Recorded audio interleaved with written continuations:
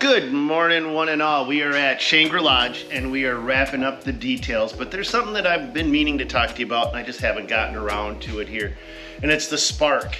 It's the spark that I have seen. I've had the blessing to be able to interview a lot of really super highly successful people and to talk to a lot of multi-millionaires, and one of the things that these really overachieving kind of guys have consistently is they all know how to build an amazing team. They're all highly driven and highly ambitious, but they all have multiple sources of income. They don't rely on just any one source of income to generate their wealth and their revenue. Here's a fact. The average multimillionaire gets their revenue from 7 different sources. So long story short, all of their eggs are not in one basket. Now back to the video.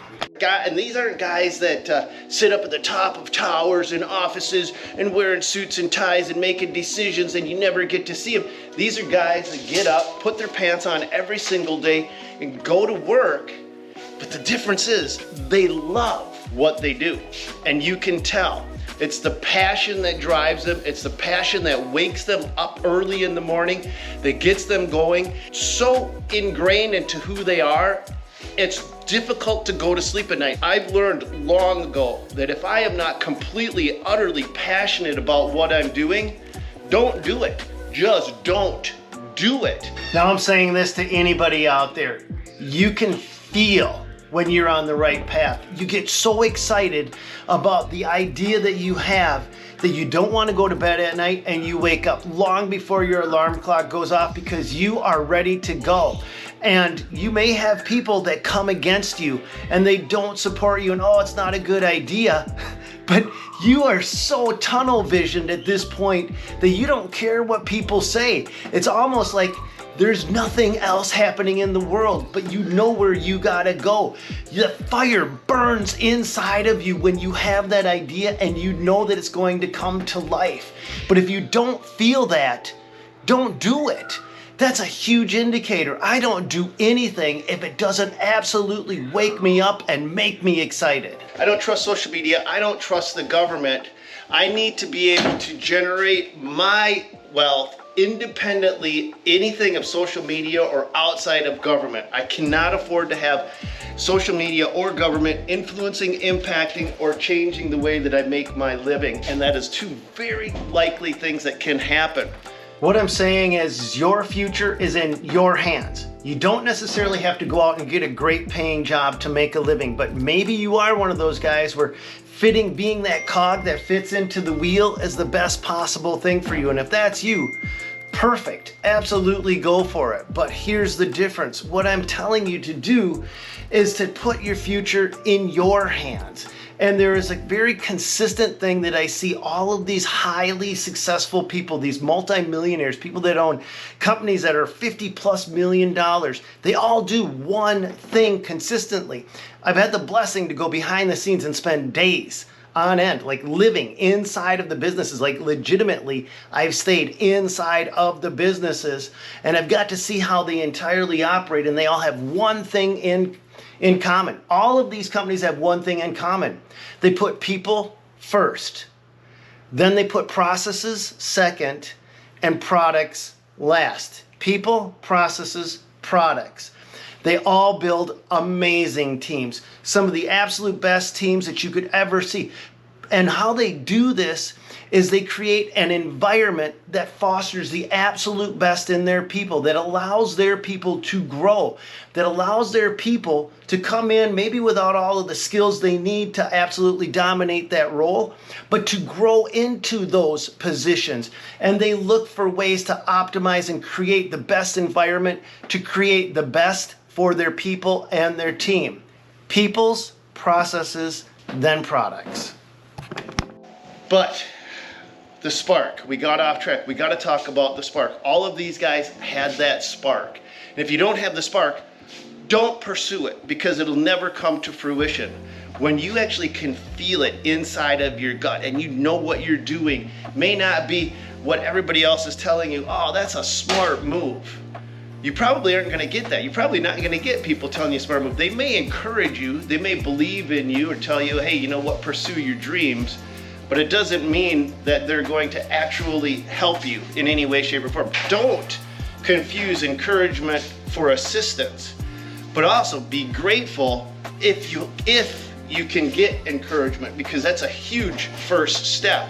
But also don't be shocked and surprised if when you succeed, because if you feel it right here, I guarantee you will succeed.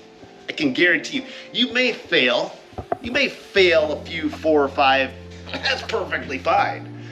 But eventually, when you feel it in your gut, you will succeed. Here's where it gets weird.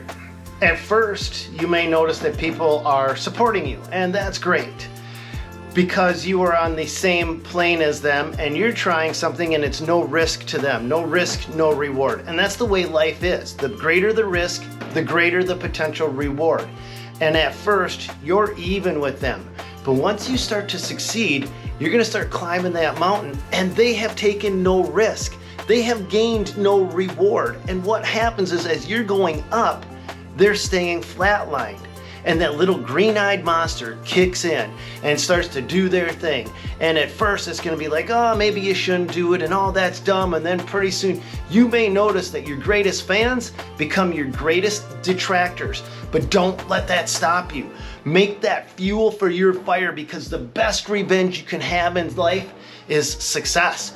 Just become the most successful you possibly can, but do not become bitter to those people that turned on you as you grew, because that will eat away at you. Anytime that you harbor hatred or you harbor ill will or anything, all you're doing is eating away at yourself, and you're detracting from your greatest asset. That's your mind. Remember this, your mind will make you more money than your hands ever will. Your mouth will make you more money than your back ever will. The decisions you make here and the words you say here will make you more money than your physical hands can do in labor and your back can support you long term. So the most important things that you guys can do when you're out there and you're gonna go get your own dream is to think, study, learn, grow, become obsessed, take it to the next level. Polish the skills, polish how you speak. Polish how you speak at Subway. When you go up to Subway and you see that grouchy Subway artist making your sandwich, make it a point to make that person smile before you walk out. Why? Because there's no money on the table there. What you say doesn't matter, and you're practicing your own skills. When you can walk out of that Subway line and turn a frown upside down, you can understand how you can take that skill to the next level when a customer has money on the table and maybe something isn't going quite right. You've already learned and polished how to deal with people, whether they're in a good mood or whether they're in a bad mood. And to be able to, especially be able to handle people that are in a bad mood, is a real good skill. And one of the things I'm going to caution you to do is not always talk so much and listen a lot more. Shut this down and open these up and let the people communicate their thoughts and finish their thoughts. And you don't have to jump right in. You don't always have to have the answer. It's okay to not know, because if you seem too perfect and too polished, well, then there's some red alarms that can go off on there. But let's just get right back into this video. Frankie and Zach are finishing up the wrap up on Shangri-La. This is one of my feel in my gut situations. I started doing real estate. So at the same time that I started my construction company, I started to do real estate simultaneously. So I would work all day long learning the craft of building retaining walls, running equipment and machinery, hiring employees, bidding and estimating. And then in the evenings at nighttime, I would do what you see Zach up there doing till 4 in the morning. Every morning I would buy a house, I would come into the house, and I would remodel it till 4 a.m. And then I would watch the A-Team, because that was what my ritual was. I would watch the A-Team, and then at the end of that night, I would go to bed. Go for it, Frankie, don't let me stop you. I would go to bed for an hour and a half. I would get up, I would hop in my dump truck, and I would go back to work all day long, and I did that for years. So I have two passions: real estate, flipping houses, and running construction crews. This is why we've not done anything but do this, and across the way, we started to talk about that spark of success. So across the way, right here, I bought the second worst property on the lake. Do you need this? No, that's too short. Okay. I bought the second worst property on the lake. That's over there. That's called Shangri-La Douche. This was the worst. This was the worst property on the lake right behind Shangri-La Douche. Shangri-La Douche was so bad that it took a forestry head and I ended up grinding it up. The spark. The reason that I'm doing all of these houses is because it's in my heart. It's what I love to do. I love houses, I love construction. Except I don't love renters. I hate renters. I freaking hate renters. Long-term renters. I've had so many bad issues with them. But I'm thinking that if somebody comes in and rents a house out like this is new to me. I've never done an Airbnb. I've never even thought of doing anything like this. But I've watched carefully for years now. My wife and I and my family will rent Airbnbs. And I sit back when it's time to leave and I watch what they do. And they don't leave it a mess. My wife is scrubbing. I wish she would scrub my own house that well. She's in there scrubbing and she's putting everything away, and my daughters are putting everything away and they're picking everything up, and I'm thinking, how the hell do I get you to do this at home? But they do it there, and I've seen other people that do Airbnbs do the same thing. Now there's horror stories. I know there's gotta be. I mean, the people are people. There's good ones and there's bad ones. But I figure if I can build something like this, rent it out, it could be another source of income that is not tied to what I'm currently doing on YouTube. It's not tied to my current construction and hardscaping companies. It's a complete separate entity, and it doesn't require a lot of time management on my part. Once it's built and established, I can put systems in place which allow the property to continue to generate income. This is the big thing. If you're trying to run multiple businesses or have multiple sources of revenue, you've got to be very conscious about how much time it's going to take you to run each one of those sources of income, because time is the most valuable asset we have in life. Doesn't make a difference who you are. We all got the same amount of it. It's what we do with it. And if you have a resource that's taking a lot of your time away, it's taking the most important thing you have in your world, and that's your mind. That's your time. That's your ability to solve problems, to come up with solutions, to innovate, to create, to expand, and to improve. Oh, and here we go. We got my uncle coming in. And so we're going to head over to the property. But first, before we do the border dispute, we're going to go help my Uncle Tom with some wood. So let's get... Still too short. So let's get loaded up. Let's go help him. We're going to do that in another video. But for now, we're going to head over to the lake and we're going to go fix that property line. Now it's up to you. Do you like videos like this where I just share experience, I share what I've learned as I've grown, I share the blessings that I've come across when I get to go behind the scenes and the things that I learned from other people inside of the industry? If you like videos like this, let me know in the comments down below, because here's the reason I'm doing this video is because you guys at Equip Expo, so many of you came up to me and said, you helped me out so much with my business.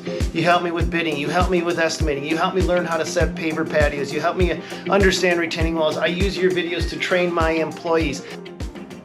I've had people tell me that they use these videos in classrooms, and that's why I made this video, because I have not done one of these in a while. And what I tend to do, if you guys like the videos where I share that knowledge, that wisdom, that deeper understanding of the processes and how they work, I will start to do that more again, because what the heck, why not? I'm not taking it with me. That's all I got for you on this one though. God bless, and go get them. And if you want to see what happens with Uncle Tom, the video is called Mushroom Madness.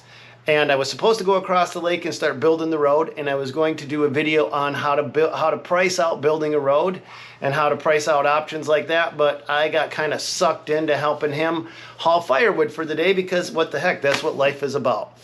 Helping family first. God bless. Go get them, you guys.